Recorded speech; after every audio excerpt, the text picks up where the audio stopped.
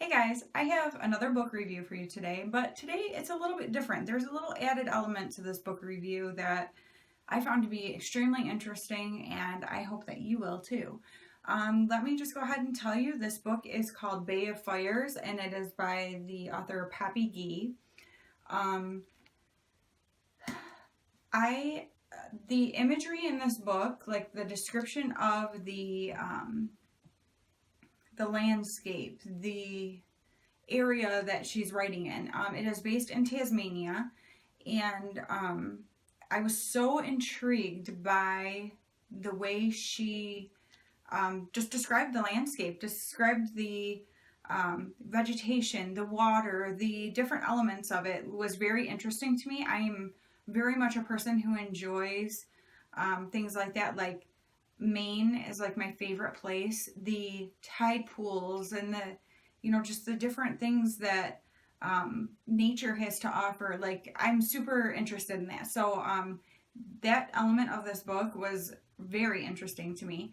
And I thought she did a fantastic job of portraying it, even though I've never been there, but I'm guessing she did a fantastic job. And just the area that this book is based in, the little shacks, and just the idea of like how the community works and that type of thing, I found to be just really cool. I really, really enjoyed that. So this book is basically about this little village, this little town in Tasmania, where there are just these little like fishing shacks basically. There are not many people there. Hardly anyone actually lives there. It's mostly they rely on their tourism, which also isn't huge, but it's just a very like intimate area, and so the people know each other very well, and people come back to the same place every year for holiday, and so the people know each other very well or think they do, but of course there's always elements of people that you don't know, and so that kind of plays into this story.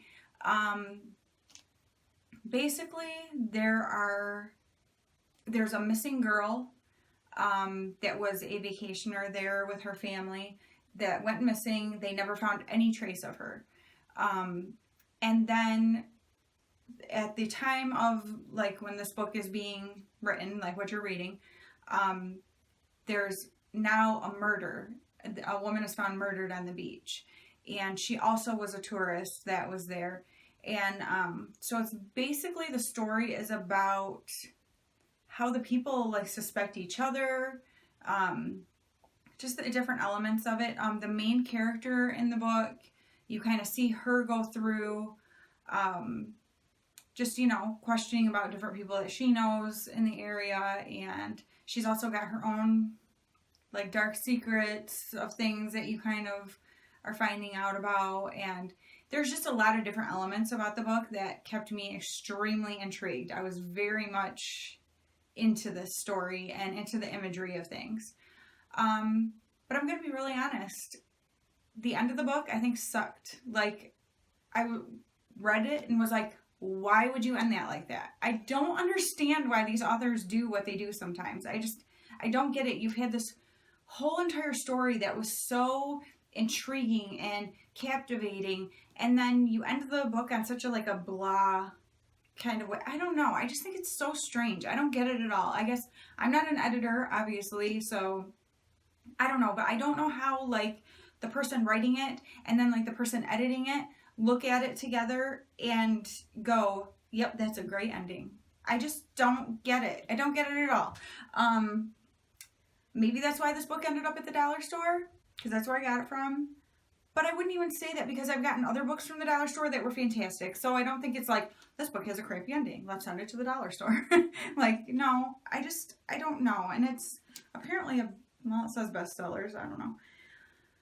But the extra element of this book that I wanted to talk to you about, which I almost wished I had read ahead of time. It still doesn't change the way the ending is kind of like, bleh, but it would give you a little bit of a different picture into why the author wrote this book, some of the elements she added into it. At the very end, she is writing like the acknowledgments, And I get down to the bottom and it says, well, let me read to you what the little, what the book is about, like how they described it. So it says Sarah Avery's reckless behavior has cost her a job, her boyfriend, and the independence she desperately craves. Reluctantly home for the holidays in the Bay of Fires, a tiny seaside town on the Tasmanian coast, she hopes for a calm, quiet visit with time to reflect on all that's gone wrong. Those hopes are crushed when early one morning she discovers the body of a young female backpacker washed up on the shore. A year earlier, another woman went missing and hasn't been seen since. Now everyone wonders, is there a killer in the brush? Or were these women victims of Tasmania itself?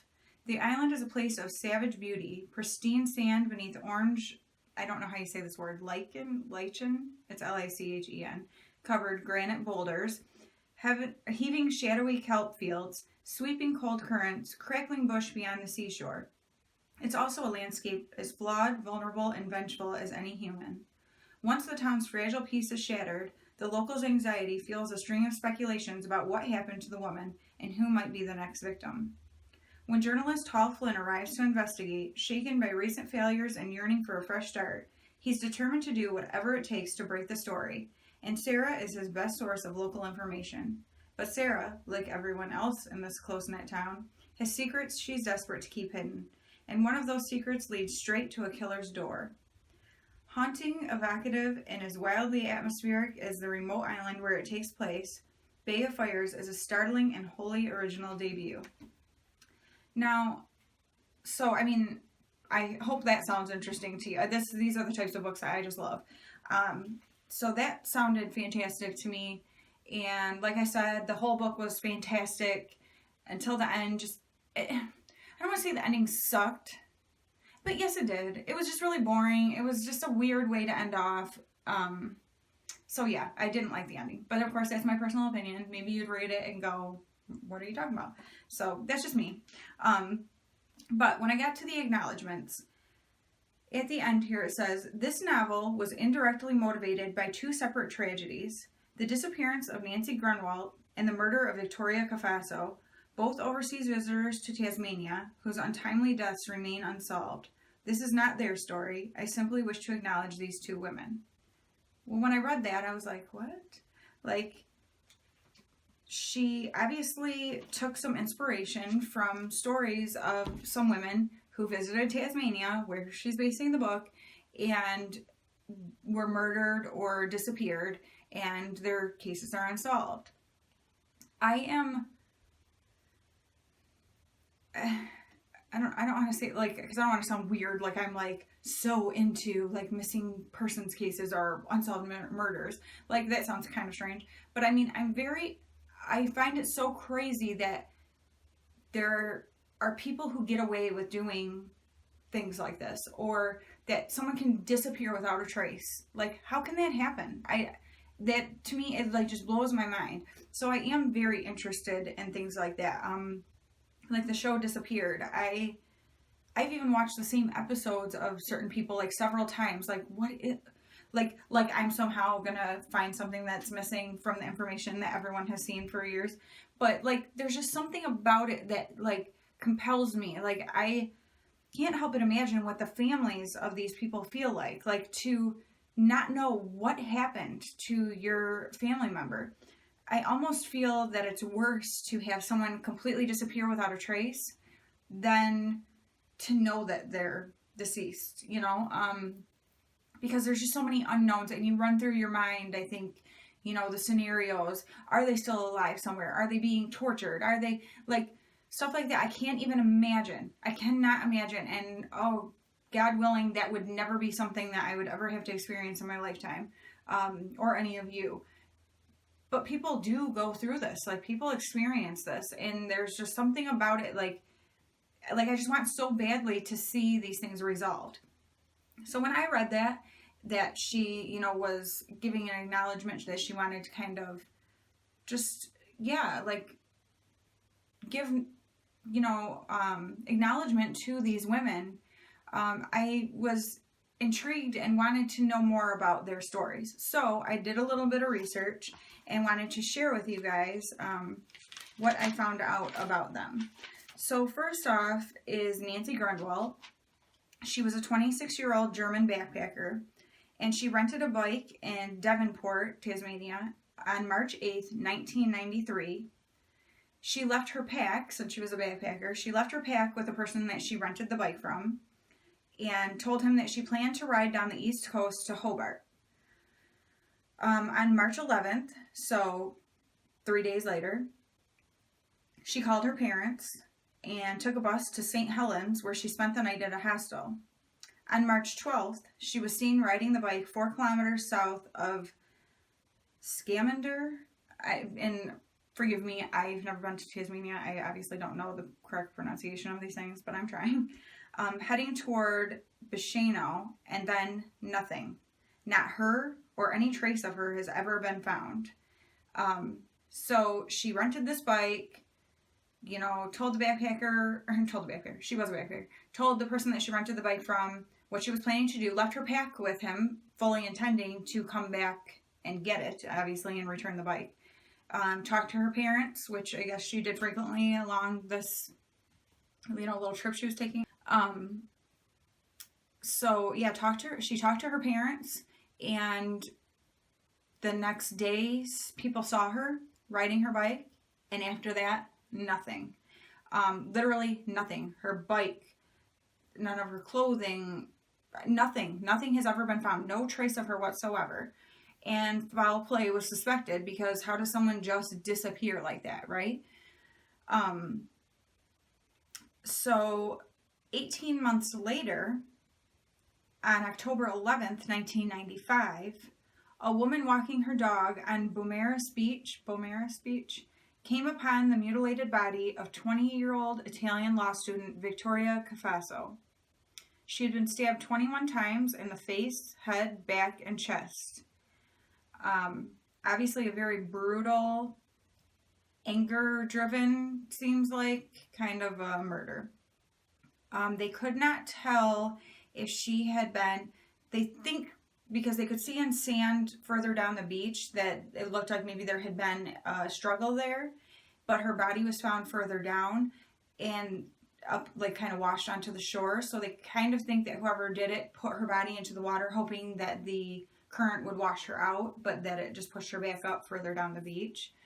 And people were afraid that there was a serial killer in the area, because it was in a very close area where Nancy Grunwald went missing, and then now this Victoria Cafasso was murdered. But there is another detective that had worked on these cases who he believes that Nancy was not murdered, but that she was the victim of a tragic accident. And the reason he believes this is that he says that in the first months of Nancy's disappearance, a Hobart solicitor reported a disturbing phone message from around the same time of her disappearance, in which a distraught male caller said he hit a cyclist on the East Coast and needed help. But by the time detectives got to the solicitor, the tape had been recorded over, which I think is so weird. If you got a call like that, why would that ever be where it could possibly be recorded over? That to me is weird, but whatever. But if that is true, that this call came in, it would make sense that someone hit her and then in a panic disposed of her somehow. I don't know. Obviously, I don't know. They don't know. So then talking about back to Victoria, who was found on the beach, murdered, there were 5 different items of hers that were missing that her mom confirmed, and also her mother was not there with her. She was there by herself, but things that her mother knew she had, but that people who saw her earlier in that day knew she had been wearing. One was a t-shirt with a wolf on it, and one was a necklace she had made with red cord and a shell from the beach the day before. There was a pair of pants, and there were a few different things, a towel that were missing that had never been found that she had. Also on the beach, they found a bag they found her sandals. Her bag had money in it, so it's not like someone was robbing her or anything, because she had money right there. they also, she was found she was wearing a bikini and the top was pulled up and her bikini bottoms were never found. So they have never found those things. So they feel as though the murderer had to, if he doesn't still have it in his possession, he at some point did have these items, so that they hope that someone along the line will have noticed these items, and wouldn't have thought anything of it, but in hearing that these specific items were missing from this girl, that someone would go, wait a minute, I saw so-and-so with this or that, But so far, none of that has happened. Sadly, both of the girls' fathers have passed away since their disappearance and murder, but their mothers are still alive and still hoping for closure in the deaths of their daughters. So, I can't imagine what it must be like. Nancy Grunwald's father had a long illness that he ended up passing away from, but people said that he aged very quickly after Nancy's disappearance, which I can completely imagine. And then Victoria's father, actually, it was I think it was the day after a press conference they had, which was like November 25th of 1995. So she went missing, or not went missing, she was found murdered on October 11th. And so then after this press conference, he ended up dying of a heart attack the next day. And so, I mean, just the strain, emotional, physical, everything that, the disappearance and death of their daughters had on them. It's just devastating in so many ways. And so even though I got to the end of this book and was not thrilled with the way that the author ended it, I thought it was I liked the way because loosely things in the story are based on these two actual occurrences. So I thought it was a very neat way to help make people aware of these two cases in case they hadn't heard of them before. And of course, over here, these girls were from Germany and Italy. So why would we know about it? I mean, you don't know about every case that happens. And so it was a way to share this with other people. And, all you can do is hope and pray that something happens, even after all these years, that something happens that, they end up finding out what happened to Nancy, where she is, what, happened. If someone hit her accidentally and panicked, that they would just come forward and, give this family closure. And with Victoria, that someone would notice something. Someone would remember something that would help them know who the person is who did this. Or that the person would just, have a conscience and just be a good human being. It's hard to imagine if they were able to kill someone. But that something in them would make them want to, repent for what they've done and give Victoria's family closure. I can't even imagine. But I did really greatly appreciate that Poppy Gee, the author, that she added those elements into the story. And, it was a great way to kind of pay tribute to them and to their families, and just let their families know that these women have not been forgotten. And so I thought that was a really great thing. And so that made me like this book even more, because like I said, the whole entire book I thought was fantastic. And I just didn't care for the way they ended it. But overall, I think this was a fantastic book. And if you are interested in, things like that, like true crime type things, this might be something you'd really be interested in reading. Like I said, the book is based very loosely.